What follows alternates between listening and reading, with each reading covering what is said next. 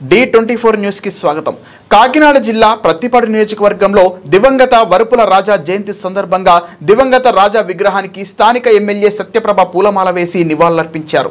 అనంతరం Prathipadu Lions club hall నందు ఏర్పాటు చేసిన రక్తదాన శిబిరాన్ని ఎమ్మెల్యే వరుపుల సత్యప్రభ కూటమి శ్రేణులు రాజా అభిమానులతో కలిసి ప్రారంభించారు। తన తండ్రి దివంగత రాజా జన్మదినం సందర్భంగా ప్రతిపాడు ఎమ్మెల్యే వరుపుల సత్యప్రభ రాజా తనయురాలు సత్యమాధురి రక్తదానం చేశారు।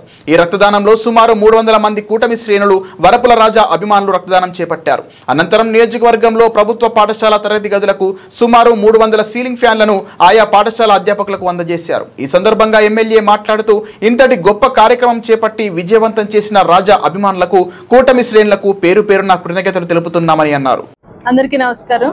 మరి ఈ రోజు నా భర్త దివంగత నేత అయినటువంటి శ్రీ వరుపుల రాజా గారి 50వ జన్మదినం సందర్భంగా ఇక్కడ ప్రతిపాడులో ఏర్పాటు చేసుకున్న కార్యక్రమాల్లో మొదటిగా రక్తదాన శిబిరం।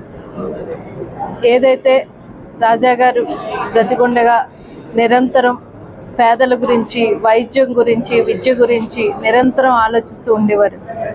ఆయన ఆలోచనకు తగినట్టుగానే ఆయన చివరి శ్వాస వరకు వారి గురించి ఆలోచించి ఎన్నో సేవా కార్యక్రమాలు చేపట్టడం జరిగింది। ఈ కార్యక్రమాలన్నీ చేపట్టు ఉంటే అది మొట్టమొదటిగా నేను ధన్యవాదాలు చెప్పుకోవాల్సింది నా నియోజకవర్గ ప్రజల గురించి। ఈ అభిమానం ఎన్ని వేల కోట్లు ఖర్చు పెట్టినా రాదు, వారి గుండెల్లోంచి వచ్చిన అభిమానం ఇది। ఈరోజు చూసుకుంటే రక్తదాన శిబిరం, రక్తం అన్నది ఒక మనిషి ప్రాణాన్ని నిలబెట్టడానికి ఎంత అవసరమో అందరికీ తెలిసిన విషయం। అటువంటి కార్యక్రమానికి రోజు వారు స్వతంత్రంగా మేము నిన్న ఇలా రక్తదాన శిబిరం ఏర్పాటు చేసామని చెప్పిన వెంటనే వారు స్వతంత్రంగా, ఎందుకంటే నిన్న రాత్రి తెల్లవారుజామున వరకు భారీ వర్షాలు కురవడం జరిగింది, అయినా కూడా వారు ఎటువంటి ఇది లేకుండా వారు స్వతంత్రంగా ఈరోజు దాదాపు ఈ నిమిషం వరకు దాదాపు 250 మంది రక్తదానం ఇవ్వడం జరిగింది।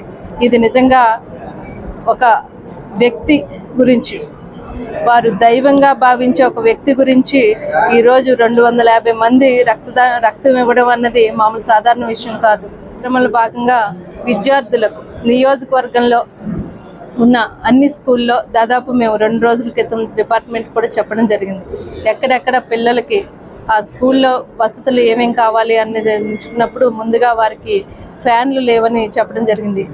దాదాపుగా 250 ఫ్యాన్లని రోజు మేము నియోజకవర్గంలో అన్ని స్కూల్స్లో ఎక్కడెక్కడ ఎన్నెన్ని అవసరం అవుతాయో అన్నిటిని కూడా ఈరోజు మేము పంపిణీ చేయడం జరిగింది।